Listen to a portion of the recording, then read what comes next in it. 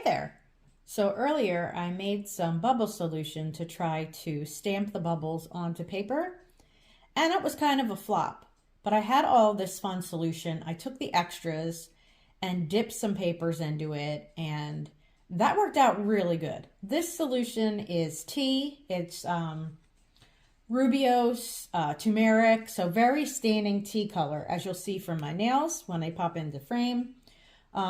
So I wanted to do something fun with it, and I learned the more bubbles and the more I put it in this container and kind of like dab, that it will actually work. And I also did a mixture that had metallic in it. So this folk art metallic really isn't a big crowd pleaser on its own, and I have a lot of it and I don't want it to go to waste. So what I'm going to do is I'm going to pop a ton of it in here, blow some bubbles, put that solution into this container, and I will be right back to show you a little fun. Let's pour some in. And I'm going to mix it up and I'll be right back. Okay, I have stirred the living daylights out of this, and now what I'm going to do is I'm just going to give it another try. If first you don't succeed, try again. There is a ton of this acrylic metallic paint in there now. So I'm going to blow it some more.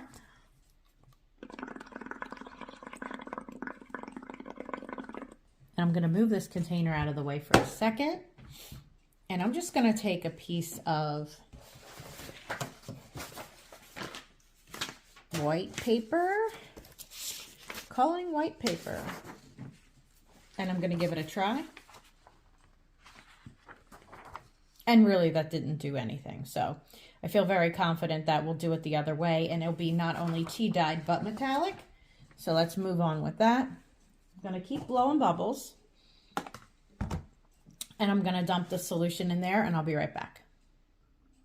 Okay, so I bubbled the living daylights out of it, and it's in there, so it looks really nice and floofy. Trying not to knock over my other container here. So what I'm just going to do is I'm going to turn the container this way so I have a little more room. And I'm going to take that same piece of paper and I'm going to swoosh it in. And I'm going to pull it up, and I'm just going to leave the bubbles on there. I'm not really too concerned about if there's bubbles or not, but I'm going to keep trying to get bubbles.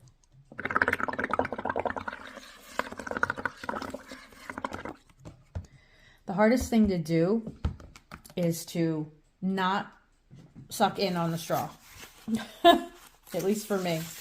All right, let's just try a book page. Dip it in, and I'm just going to lay it on top of here for now. And now the ones that came out best earlier were ones that I crumbled. So I'm just going to get real messy with this.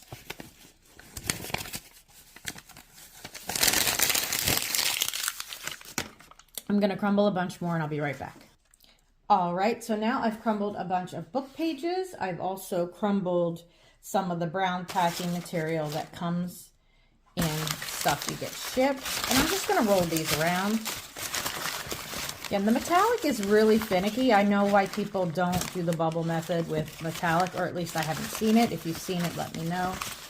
And I'm just going to try to saturate these as much as possible. Again, this is the overflow and what was left over, and I hate to waste anything, especially, you know, in crafting.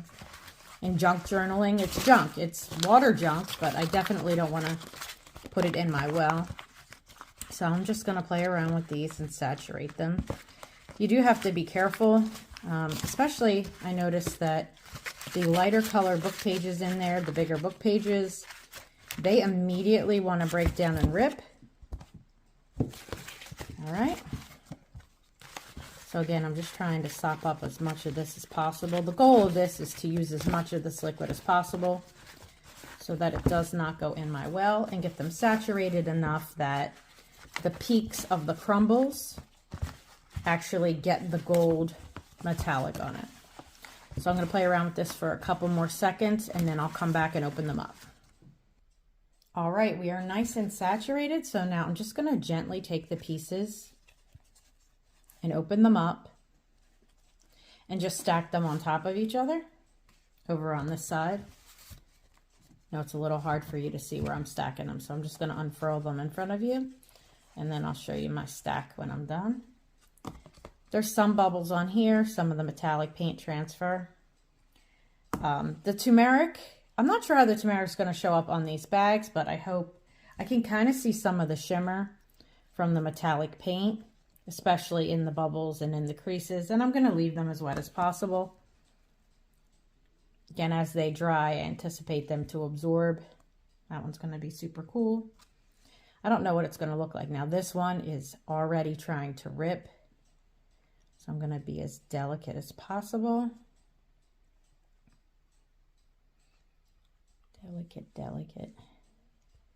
Try not to get rid of too many of the frothy little bubbles. All right. And I'm going to stack that over here. And then that one. All right, these are two delicate ones, so I'm going to take my time with them and I'll come right back. All right, I'm going to try to use up the last of the mixture before I show you my stack. And I'm just going to go in here and dab. Actually, if I go like this, I don't even need to make bubbles by blowing. There's a bubble effect on it. And I'm hoping these come up with a sheen of, you know, I don't know, brown is going to be dyed by turmeric, but I hope that at least we get like the shimmer. The shimmer doesn't ever seem to want to wash away when I clean my brushes, when I use the metallic paint, but so you can kind of see it on there. So I just want to use up all of this. And then I don't have to feel bad about getting any in my well or wasting. Just a little bit more. All right, I will stack this up with the rest of them, and when it dries, I will show you what we're left with, and hopefully it's something exciting. All right, here is my wet stack of lovely papers. Anything shiny is that gold metallic. There definitely is some bubbles. There's still some white. It's all over my hands, all over everything else, but I'll give it a dry and then I'll show you guys what it turned out like.